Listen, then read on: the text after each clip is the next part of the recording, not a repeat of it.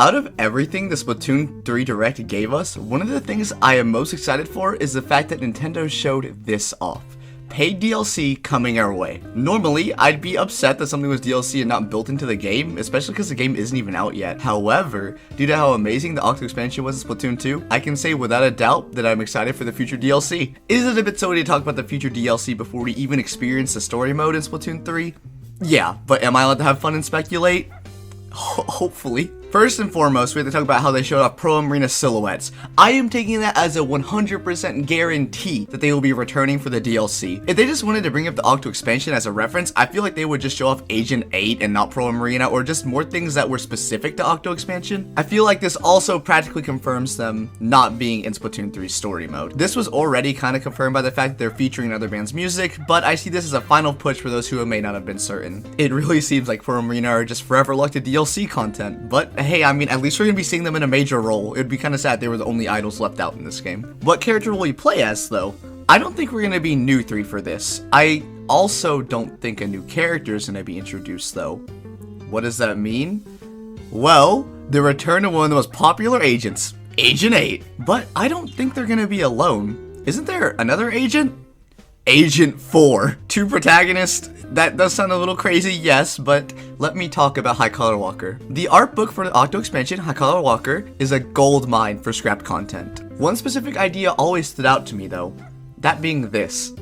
Agent 3 tagging along for the journey of Octo expansion. As we know, that didn't happen. 3's appearance in the story became a lot less major, not like main character status like Agent 8. But what if they bring this back? Obviously replacing Agent 3 for Agent 4 because 3 is busy with story mode. Although not everyone may love it, with Splatoon's story we are used to more platformer type levels. We have some challenges, but the levels are always structured very linearly. There is obviously a clear end and a clear start. Sure, some levels are mainly built around getting challenges done, but even so, there usually is an ending, such as the 8-ball levels, some of the target levels in Octo expansion as well. They are all usually built around a certain goal. But how about we explore completely new types of areas that are very different from the typical platformer levels that we're used to? Maybe bigger and more open areas such as this. You could swap Agent 4 and Agent 8 through levels to solve puzzles. Maybe 4 is stuck in squid form, or maybe they're able to be controlled by another player. If you're alone, maybe you can swap characters like snipper clips, making one character stand still while you control the other. I think a new co-op mode would be fantastic and really interesting for Splatoon. A few tweaks, like maybe making it online compatible, would be an absolute joy, as Splatoon isn't really a couch co-op game, as most people just play with friends online. Do I think that'll happen? Not really, but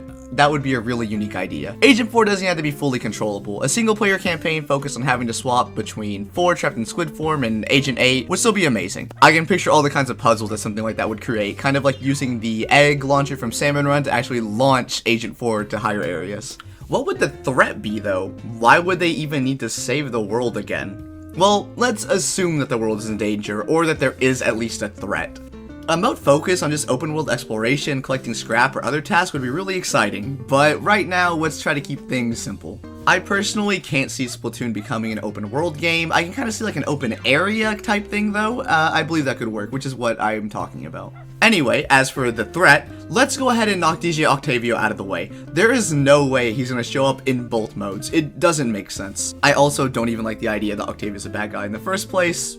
So yeah. Tardar though is a possibility. I mentioned the idea that he's smart enough to have created a backup for himself if things were to go wrong. Maybe after being defeated, he seeks out revenge against Off the Hook and Agent 8, creating an army of mechanical type soldiers, or even reusing the ink. I would love to see one of these versions of Tardar show up. They are horrifying, and although I don't think they will, if Tardar got even scarier, that would be pretty awesome. Marina, being the smart character she is, would have kept an eye out for a problem like this. She could have been keeping a lookout, and when she notices threat, she calls Agent 8 and Cuttlefish to reunite with them once again to defeat Tardar. That, or she investigates herself and ends up getting kidnapped, leading to Pearl getting the gang back together. I only say that though because the Final Fest results, since it's kind of similar to Splatoon 1's, where since Callie lost the Splatfest, she ended up getting kidnapped. Maybe something like that will happen. Also, Cuttlefish wouldn't be able to show up. He's too busy with the stuff in story mode, which is possibly why Agent 4 goes in its place. It doesn't have to be Tardar though, as his final words did seem pretty life-ending for him.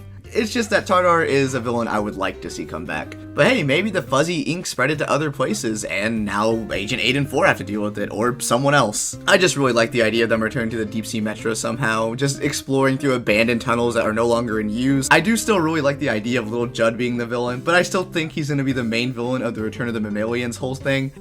Listen, it will happen, I guarantee you. But hey, I mean, this is all just speculation. Maybe it'll have nothing to do with Pearl and Marina, though that would make me really, really sad. I'm seriously always gonna stand off the hook. But what do you think? Do you think anything I said will happen? What are some ideas of your own? Leave a comment and I will be sure to read it. I'll be giving away a copy of Splatoon 3 in my Discord server when the game releases, so make sure to join if you're interested in that. If not, all good. Well, yeah, that's all I really have to say. Thank you guys for watching. I appreciate you all for sticking to the end. It really means a lot to me.